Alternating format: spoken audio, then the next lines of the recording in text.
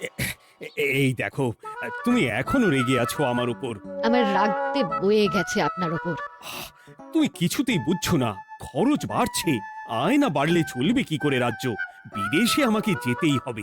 সব বুঝেছি, সব বুঝেছি। আপনার আমাকে অসহ্য লাগছে, তাই আপনি বিদেশে যাচ্ছেন, তাই তো? তুমি আমায় ভুল বুঝছো। রাজ্য চালাতে অর্থের প্রয়োজন আছে। কেন এতদিন রাজ্য বুঝি চলছিল না? এতদিন যেভাবে চলছিল সেভাবেই চলবে। সময় পাল্টাচ্ছে।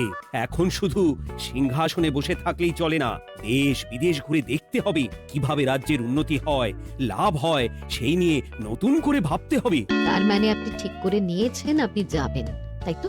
হ্যাঁ। আর যতদিন আপনি না থাকবেন এখানে কি হবে ভেবে দেখেছেন মহারাজ? কে সামলাবে সব?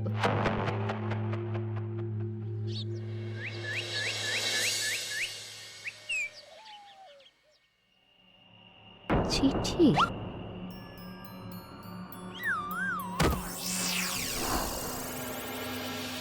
আমি অনেক ভেবে দেখলাম, আসলে এসব সিংহাসন, ক্ষমতা, প্রতিপত্তি অর্জন করা আর রক্ষা করার জটিলতার চেয়ে বাকি জীবনটা শান্তির সাথে বনে কাটিয়ে দেওয়াই ভালো। বলছি সবই তো বুঝলাম, কিন্তু এই শান্তিটাকে মহারাজ সন্ন্যাসী হয়ে গেলেন আর এসব নিয়েও তুমি ভাড়ামি করছো গোপাল? ও মা গো, এবার কি হবে? চিন্তা করবেন না রানীমা, কৃষ্ণনগরকে আমি আমার বুক দিয়ে আগলে রাখবো। আপনার ছাতির মাপটা ঠিক মতো জানেন তো মন্ত্রী মশাই? মানে ওই গোটা কৃষ্ণনগরকে কি আপনি আপনার বুকের মধ্যে আগলে রাখতে পারবেন? গোপাল! মার্জনা করবেন মন্ত্রী মশাই। আমি বলছিলাম কি, ওইসব আগলে টাগলে রাখার আগে ওই ভালো করে খুঁজে দেখুন সব। মানে কি বলতে চাইছো কি তুমি? মহারাজকে খুঁজে বার করুন মন্ত্রী মশাই, লোক পাঠান। তিনি হয়তো এখনো বেশি দূর যেতে পারেননি। এটা কিন্তু ঠিক বলেছে গোপাল, তাকে একবার যদি খুঁজে পাই আমরা। আপনি চিন্তা করবেন না রানীমা, আমি এক্ষুনি লোক পাঠাচ্ছি। আর গোপাল, রানীমাকে বিশ্রাম নিতে দাও, যাও এখন। যত সব।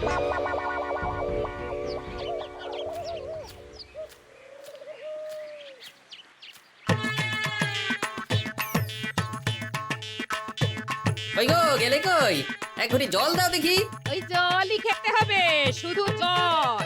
ঘরে এক দানাও চাল নেই। এই বাজারে না গেলে আজ হরি মটো। রাজ্যে রাজা নেই আর তুমি ঘরে চাল নেই বলে চিল্লামিল্লি করছো। চত্ব সব। ও মা গো, মহারাজ রাজ্যে নেই তো গেলেন কই? হ্যাঁ, বনবাসে। সে কি গো, এবার কি হবে তাহলে? কপালে যা লেখা আছে তাই হবে আর কি। এই তোমার চাকরিখানা থাকবে তো? হ্যাঁ, না থাকলে বাটি হাতে বেরোবো, চিন্তা কি?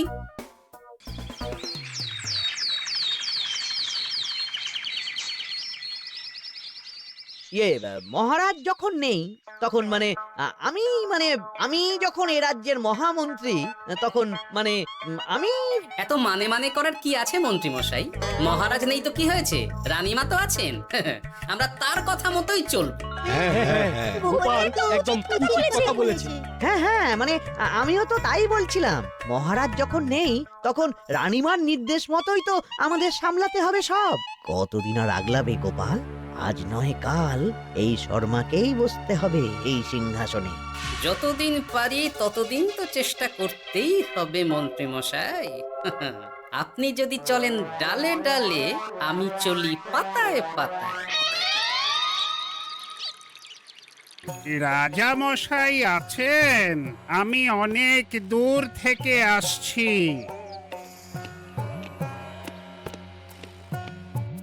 মন্ত্রীমশাই, একজন সাধু এসেছেন রাজামশাইয়ের সঙ্গে দেখা করতে। বলছেন অনেক দূর থেকে এসেছেন। জানো না মহারাজ এখন নেই? যাও চলে যেতে বলো ওকে। মহারাজ নিরুদ্দেশ। এই মুহূর্তে সত্যিই যদি কোনো প্রাজ্ঞ সাধু বাবা রাজবাড়িতে তার পায়ের ধুলো দেয়, বলা তো যায় না যদি মহারাজের হদিস তিনি দিতে পারেন। ঠিক ঠিক, একদম ঠিক বলছেন পণ্ডিত মশাই। বেশ বেশ, ডেকে আনো তাকে, দেখি সে কি বলে। মহারাজ, আমার প্রণাম নেবেন। উনি মহারাজ নয়, উনি মন্ত্রী। আসুন সাধু বাবা, আসুন, আসন গ্রহণ করুন।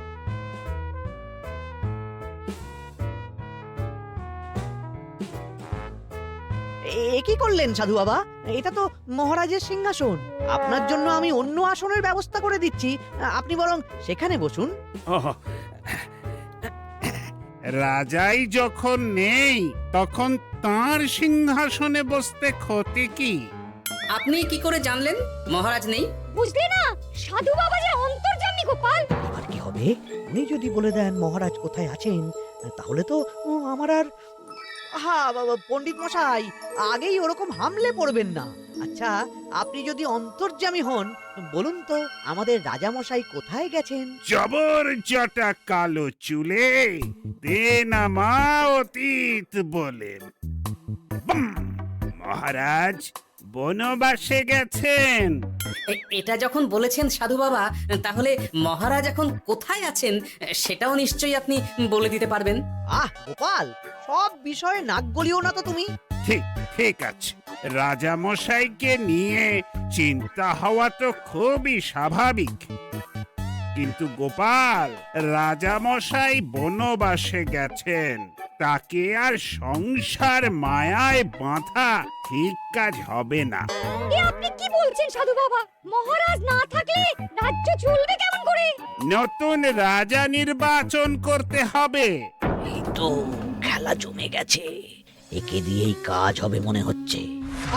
সাধু বাবা, এসব নিয়ে নয় পরে আলোচনা করা যাবে। এই কে আছো? সাধু বাবার পা ধুইয়ে দাও ভালো করে। না, বিষয়টা ঠিক সুবিধের মনে হচ্ছে না। আহা মন্ত্রী, করেছ কি? আমি সাধু মানুষ, এত খেতে পারি কি? ও বললে হবে না সাধু বাবা, আপনার জন্য নিজে দাঁড়িয়ে থেকে মহারাজের খাস হালুই করকে দিয়ে রাঁধিয়েছি সব। দেখুন না একটু, অমৃত অমৃত।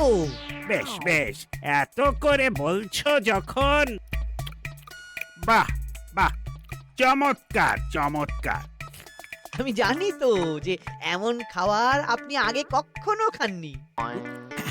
তা বটে বটে, ভেবেছিলাম কটা দিন বিশ্রাম নিয়ে চলে যাব। এখন দেখছি যা আদর আতিথেয়তা শুরু করেছো তোমরা, তাতে তো মাস কয়েক কাটিয়ে না গেলে আমারই লোকসান হবে।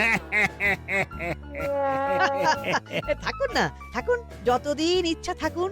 আমার ইচ্ছা অনুযায়ী সব চললে তো ওই গোপালের জায়গায় আপনাকেই সবার মহারথী করে রেখে দিতাম চিরকাল। এসব কি বলছো মন্ত্রী? কেন, পরিকল্পনাটা মন্দ নাকি? আমি হব এই রাজ্যের নতুন রাজা, আর আপনি হবেন আমার রাজসভার প্রধান মহারথী। বটে, কাজটা খুব একটা কঠিন না। মহারাজ বনবাসে, আর আপনি নিজেই তো বললেন তাকে ফিরিয়ে আনাও ঠিক হবে না। তাহলে তা বলেছি, কিন্তু বাকি অন্যান্য সভাসদেরা আছে, তারা তো। আরে ছাড়ুন তো ওদের কথা। আকাশে হাত ছড়িয়ে আর একবার মন্ত্র করে নেবেন, বলবেন এই রাজ্যের রাজা হওয়ার ক্ষমতা একমাত্র আমার মধ্যেই আছে, ব্যাস। সবাই মানতে বাধ্য। তারপর আমার একটা হিল্লে হয়ে গেলে আপনারটার ব্যবস্থাও আমি করে দেব, বুঝলেন? বুঝলাম, একেবারে জলের মতো পরিষ্কার। ব্যাস, কালই তাহলে কাজ শুরু করে দিন। বেশি দেরি করে তো লাভ নেই। বলা তো যায় না, মহারাজের যদি রানীমার জন্য মন কেমন করে, রাজ্যে ফিরে আসে, ওসব হওয়ার আগেই সেরে ফেলতে হবে সব কাজ। রাজা হওয়ার খুব তাড়া দেখছি তোমার মন্ত্রী। ওপরে ওঠার ইচ্ছা কার না থাকে বলুন তো সাধু বাবা? আর মাত্র কটা দিনের অপেক্ষা, ব্যাস। তারপরেই এই সিংহাসনের মালিক হব আমি, কৃষ্ণনগরের নতুন রাজা হব আমি। সমস্ত ধন দৌলত থাকবে আমার এই হাতের মুঠোয়। কি অত ভাবছেন মন্ত্রী মশাই একা একা? মানে কি ভাবছি তার কৈফিয়ত তো তোমায় দিতে হবে। হিমা, ছি ছি ছি, আপনি কেন কৈফিয়ত দেবেন? আপনার মুখ দেখলেই তো বোঝা যাচ্ছে যে আপনি কি ভাবছেন। তাই বুঝি? তা বলো দেখি কি ভাবছি আমি। আপনি ভাবছেন ওই কৃষ্ণনগরের সিংহাসনের কথা। শুনে ফেললো নাকি সব? আপনি ভাবছেন আমাদের মহারাজের কথা, তাকে কিভাবে ফিরিয়ে আনা যায় সেই কথা, তাই না? মহারাজকে যে আর ফিরিয়ে আনা যাবে না, সে কথা তো আগেই বলেছি। তাই যদি হয় সাধু বাবা, আপনি এর একটা কিছু বিহিত করুন, না হলে রাজা ছাড়া রাজ্য। ঠিক বলেছ, রাজা রাজ্য, নুন ছাড়া তরকারি, আলো ছাড়া দিন, জল ছাড়া জীবনের মতো। তাই যত দ্রুত সম্ভব নতুন রাজা নিয়োগ করা দরকার। কিন্তু এ বিষয়ে সিদ্ধান্ত নেওয়ার আগে রানীমার সাথে কথা বলা জরুরি। তার চেয়েও জরুরি একটা কাজ আগে করা দরকার। কিসের কথা বলছেন মন্ত্রী মশাই? গোপালের বহিষ্কার। এ আপনি কি বলছেন মন্ত্রী মশাই? একে রাজা মশাই, তার মধ্যে গোপালের মতো বিচক্ষণ মানুষকে রাজসভা থেকে বহিষ্কার করলে তো রাজ্যেরই ক্ষতি। এটাই হচ্ছে সমস্যা। এই কক্ষে যার যেটা কাজ নয় সে সেটা নিয়ে বেশি চিন্তিত। তুমি বিজ্ঞানে মন দাও, রাজকাজ আমার দায়িত্ব। তাহলে এরকম সিদ্ধান্ত নেওয়ার আগে সবার সাথে আলোচনা করা দরকার। কোনো দরকার নেই, আমি যা বলেছি তাই হবে। রাজ্যের ব্যয়ভার বাড়ছে, এই মুহূর্তে কোনো ভাঁড়কে অযথা বেতন দিয়ে পোষার কোনো মানে হয় না। তাই গোপালেরও কাল থেকে রাজসভায় আসার কোনো দরকার নেই। সবই আমি বুঝতে পারছি মন্ত্রী মশাই। বেশ, আপনি যখন বলছেন, এই আমার শেষ দিন রাজসভায়, চলি সবাই, ভালো থাকবেন।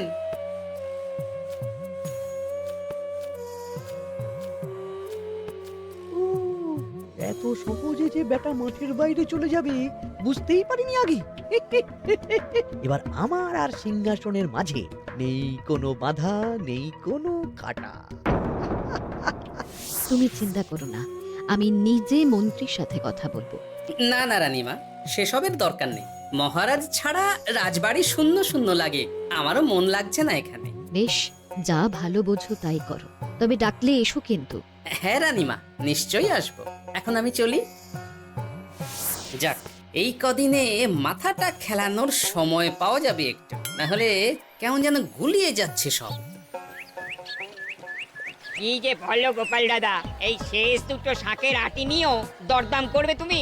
ওরে, আমি বেকার মানুষ, দরদাম না করে উপায় আছে আমার? হ্যাঁ শোনো শোনো শোনো, মহারাজ কৃষ্ণচন্দ্রের অবর্তমানে কৃষ্ণনগরে নতুন রাজা হিসেবে নির্বাচিত হবেন রাজ্যের মহামন্ত্রী। সেই শুভানুষ্ঠানে রাজবাড়িতে আমন্ত্রণ রইল। এসব কি হচ্ছে বলো তো গোপাল দাদা? ভেতরের খবর আছে নাকি কিছু? না গো ভাই, তুমিও যা জানো আমিও ততটুকুই জানি। ও গোপাল দাদা, ব্যাপার কি? এ সময় এখানে কি চাই? রানীমার জরুরি তলব, এখনই ওই রাজবাড়ি যেতে হবে তোমাকে। কিন্তু আমার যে বাজার হয়নি এখনো। আরে ওসব বাজার টাজার পরে হবে, তুমি এখন আমার সাথে চলো তো। মন্ত্রীকে আমি বিশ্বাস করেছিলাম, ও যে এইভাবে বিশ্বাসের সুযোগ নেবে আমি একদম বুঝতে পারিনি। আমাদের এক্ষুনি অন্যান্য সভাসদদের সাথে কথা বলা দরকার রানীমা। কারোর সাথে কথা বলার দরকার নেই রানীমা, আমি নিজেই চলে এসেছি আপনার সাথে কথা বলতে। এখানে কি জন্য এসেছো গোপাল? রানীমার কান ভাঙাতে? বাহ, আপনি সবার মাথা মুড়িয়ে সিংহাসন কবজা করতে পারেন, আর আমি রানীমাকে সেই সত্যি কথা জানাতে পারি না? চুপ! ভুলে যেও না, আমি কৃষ্ণনগরের হবু রাজা। মুখ সামলে কথা বলবে আমার সাথে। এসব কি হচ্ছে মন্ত্রী মশাই? রাজা মশাই নেই, সেই সুবাদে এ কি শুরু করেছেন আপনি? আমায় আপনি ভুল বুঝবেন না রানীমা, আমার হয়ে যা বলার সাধু বাবাই আপনাকে বুঝিয়ে বলবে সব। উনি আর কি বোঝাবেন? কতদিন এসেছেন উনি, কি জানেন এই রাজ্যের বিষয়ে? সাধনা মা, সবই সাধনা। সাধনার জোর থাকলে সবকিছুই জানা যায়, ভূত ভবিষ্যৎ অতীত সব। সেই জোর থেকেই বলছি মা, মন্ত্রীর কপালে আমি জ্যোতি দেখতে পাচ্ছি। মন্ত্রী যদি রাজ্যের রাজা হয়, এ রাজ্যের উন্নতি কেউ ঠেকিয়ে রাখতে পারবে না। আপনাদের একটা কথাও বিশ্বাস করি না আমি, এসব আপনাদের ষড়যন্ত্র। এ আপনি ভুল করছেন রানীমা। যা হোক, যে কথা আমি বলতে এসেছি, রাজা যখন আমি হচ্ছি তখন তো আমাকে এই প্রাসাদেই থাকতে হবে, ফলে আমার স্ত্রীকেও এখানে এসেই থাকতে হবে। সে তো আর একা থাকতে পারবে না, তাই আপনি যদি এই ঘরটা ছেড়ে দিতেন। কিন্তু মন্ত্রী মশাই, তুমি কি বলছো মন্ত্রী? এখানে না থাকলে রানীমা থাকবেন কোথায়? আর আমি তো এমন কোনো বিধান দিইনি যে রানীমাকে অন্যত্র পাঠাতে হবে। সবকিছুর জন্য তো আপনার বিধান দরকার নেই সাধু বাবা, এ আমার নিজের বিধান। আমি রাজা হব, আমার স্ত্রী রানী হবে, তারও তো অধিকার আছে রানীর মতো থাকার, রানীর মহলে থাকার।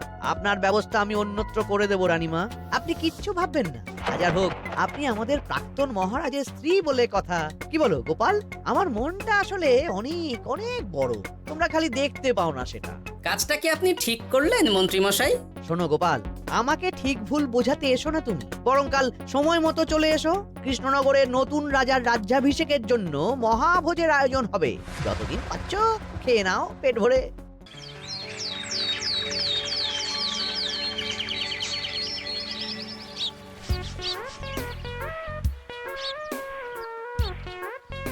আরে এগুলো আবার কি পরে আছে এখানে? এ কি, এ তো মহারাজের পোশাক।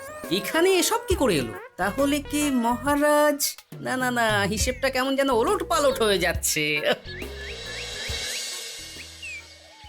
সময় তো হয়ে গেল, নতুন মহারাজকে ডাকুন এবার। এসে গেছি, এসে গেছি। আসুন মন্ত্রী মশাই আসুন, মুকুট নিয়ে দাঁড়িয়ে আছি আপনার মাথায় পরাবো বলে। সাধু বাবা, এবার মহারাজ বলা অভ্যাস করুন। মহারাজ। মহারাজের হদিশ পাওয়া গেছে মন্ত্রী মশাই, মহারাজের হদিশ পাওয়া গেছে। এই কি সর্বনাশের কথা? মহারাজের হদিশ পাওয়া গেছে? মানে কোথায় মহারাজ? না না, মহারাজ না, মহারাজের পোশাক পরে আছে পুকুরের ধারে। আমার মনে হয় তিনি ওই পুকুরে ডুব দিয়ে নিরুদ্দেশ হয়ে গেছেন। ও তাই বলো? তা বেশ তো, প্রাক্তন রাজার জন্য না হয় কিছুক্ষণ নীরবতা পালন করে নেব আমরা, ব্যাস। আপনি কি বলছেন মন্ত্রী মশাই? মহারাজ সত্যি ওই পুকুরে ডুব দিয়েছেন কিনা সেটা তো তুলিয়ে দেখা দরকার একবার। সেসব হবে আমি রাজা হওয়ার পর। নিন সাধু বাবা, মুকুট পরান। কিন্তু মন্ত্রী মশাই, আরো একটা দুঃসংবাদ আছে যে। ও আবার কিসের দুঃসংবাদ? মহারাজ যে পুকুরে ডুব দিয়েছেন সেই কথা বলতেই রানীমা অজ্ঞান হয়ে গেছে। তুমি যে কি করো না গোপাল, শুভ সময়ে অশুভ একটা সংবাদ দিয়ে দিলে তো সব বরবাদ করে। এই কে আছো? গ্রেফতার করো গোপালকে। তার আগে তোমায় গ্রেপ্তার করা হবে। এত বড় সাহস তোমার? হবু রাজাকে গ্রেফতার করার কথা বলো তুমি? আজ তোমার একদিন কি আমার একদিন। কিসের হবু রাজা? আমি কৃষ্ণনগরের আসল রাজা। হ্যাঁ আমি। কি মহারাজ, আপনি? হ্যাঁ আমি। অনেক দিন ধরে তো তোমার বাড়বাড়ন্ত দেখলাম, আজকে খেলা শেষ। কিন্তু গোপাল, রানী কোথায়? কেমন আছে সে? এক্ষুনি তার কাছে আমাকে নিয়ে চলো। রানীমা ভালোই আছে মহারাজ, কিচ্ছু হয়নি তার। কিন্তু তুমি যে বললে রানী অজ্ঞান হয়ে গেছে। এটুকু মিছে কথা না বললে যে আপনার লুকোচুরি খেলাটা এত সহজে শেষ হতো না মহারাজ। লুকোচুরি বটে, কিন্তু তুমি বুঝলে কি করে এত সব? প্রথম সন্দেহটা হলো যখন রানীমাকে অন্যত্র রাখার কথা বলতেই আপনি বিচলিত হয়ে উঠলেন, তখন। তারপর পুকুর পাড়ে আপনার পোশাক। ব্যাস এটুকুই, আর কিছু নয়। আর প্রথম দিন রাজসভায় এসেই সোজা সিংহাসনে চড়ে বসা। ব্যাস, একে একে 2 আর 2 2 4 করে ফেললাম। তারপর মনে হলো রানীমার প্রতি টান ফিরিয়ে আনতে পারে আপনাকে আপনার আসল রূপে। তাই এই মিছে কথা। অধমের অপরাধ মার্জনা করবেন মহারাজ।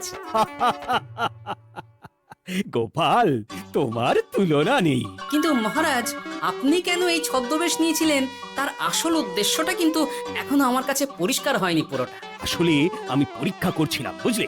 কিসের পরীক্ষা মহারাজ? যে আমার অনুপস্থিতিতে কে এই রাজ্য চালাবে তার পরীক্ষা। এবং আমি ঠিক করেছি যে কদিন ব্যবসার কাজে আমি বাইরে থাকবো, ততদিন রানীর পরামর্শ মতো সমস্ত কিছু সামলাবে গোপাল।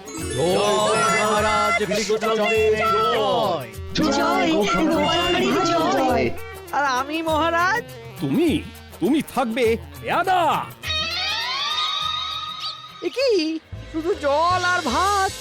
আগেই বলেছিলাম বেশি বেরো না, রাজা হবেন। এখন খাও জল ভাত খাও। চেষ্টায় তুমিও আমাকে ভুল বুঝলে গিন্নি।